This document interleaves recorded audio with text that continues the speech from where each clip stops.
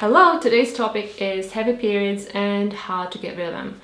Almost every single woman will go through heavy periods at some point in her life, whether during menopause, or just before it, or during teenage years, or all of her life. Bleeding so much actually takes a huge toll on a woman's health, but also on her social and mental health and life. So it's really important to deal with it, and I'm here to tell you that you don't have to suffer with heavy periods all your life. There are certain things that you can do to bring them back to balance. So this is today's topic and let's get started. So I decided to divide the video into two different sections. The first one about the different root causes that can cause heavy periods and what to look into. And then the other one is for the different supplements and herbs that you can try if you have heavy periods, regardless of the root causes. So let's start with the root causes. The first thing I would look into is hypothyroidism or low thyroid function. It's extremely important to check that because it's probably the number one reason for heavy periods in women.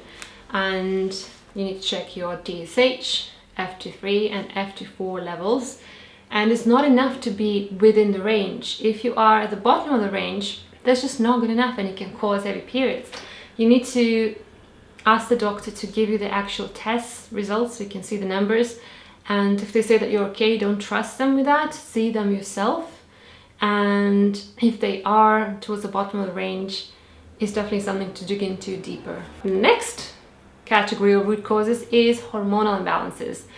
And talking about that, I'm talking about high estrogen or estrogen dominance and low progesterone. So for high estrogen, I actually made a video at the beginning of the series about how to deal with it. So definitely watch it. But things like DIM, calcium glucarate, or an awesome supplement called Estrosense can be really helpful if your estrogen is too high. Another thing I want to mention is that don't just guess that your estrogen is too high if your periods are heavy, because that is not always the case. You can have really low estrogen levels and still have heavy periods. Don't just guess, because if you take an estrogen lowering supplement like that, you can send estrogen levels too low and that will cause its own problems. And then the next hormonal imbalance that can cause heavy periods is low progesterone. I also made a video about that, how to tell if your progesterone is low and how to natural remedies for it. So definitely check it out. I'll link it somewhere here for you. But there are certain things that you can try. Things like vitamin B6, magnesium, the Vitox herb, or also called chasteberry, that is so helpful. Maca could be really helpful too. And if you are getting closer to menopause or already going through menopause, then also natural progesterone cream can be really helpful. So definitely look into these if you are suffering from low progesterone. Now let's move on to the different herbs and supplements that can be really helpful. And the first thing I would really want to show you is something called shepherd's purse. It's a herb that basically stops bleeding. So it's traditionally been used for soldiers wounded in battles, and it was really great because it saved so many lives and people didn't bleed to death as much. But in the same way, it's really helpful for women when they have really heavy periods. It's quite a strong herb though, so it shouldn't be taken lightly. It should only be taken on the days, on the moments when you actually really need it, when your bleeding is really heavy. The good thing is that it works really quickly, within 30 minutes or an hour. So it's a huge help, especially for women who are getting closer to menopause. This is a lifesaver for them, so definitely look into it if you're suffering from really heavy periods. Now there are other two herbs that are also often used together or mentioned together in the same articles, but they can also be used individually. And those are the lady's mantle and yarrow. Both of these are really great too. These are not as fast acting as shepherd's purse, so they need to be taken for around a week before the start of the period and then during the period. And you might not even see the results on the first period, but you might see them on the second or third after you start them. But they're really good at balancing the hormones and balancing the periods. It's definitely something to look into. The next herb is actually a godsend for me. It's the herb that really finally gave me textbook perfect periods for the first time in my life, and that is shatavari. It's an Ayurvedic herb for women, one of the most famous Ayurvedic herbs, used for more than 5,000 years. And the name Shatavari actually means the wife of 1,000 men. So the name itself says a lot about this herb and how powerful it is for women.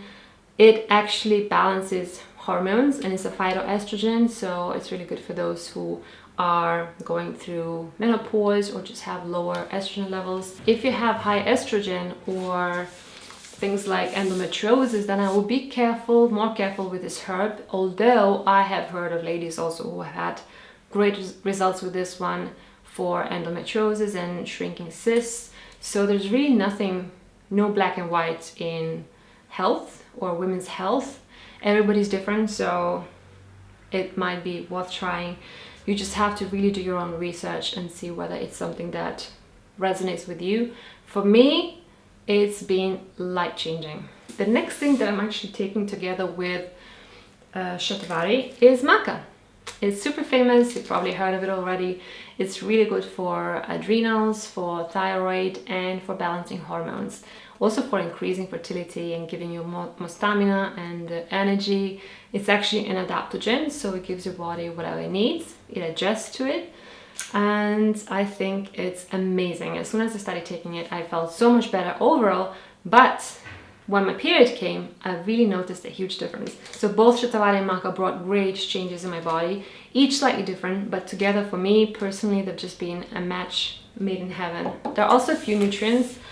If you're deficient in them, you can also have heavy bleeding. So things like vitamin C and vitamin A, those two are also very well known to reduce bleeding. So it's something to look into perhaps. If you are not eating a lot of food with vitamin A, you might be deficient.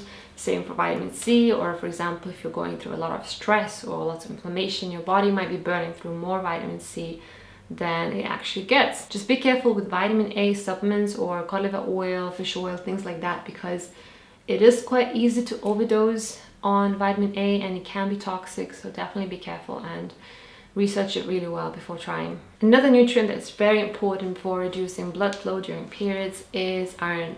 Heavy periods can cause low iron, and they often do, but then low iron by itself can also cause heavy periods.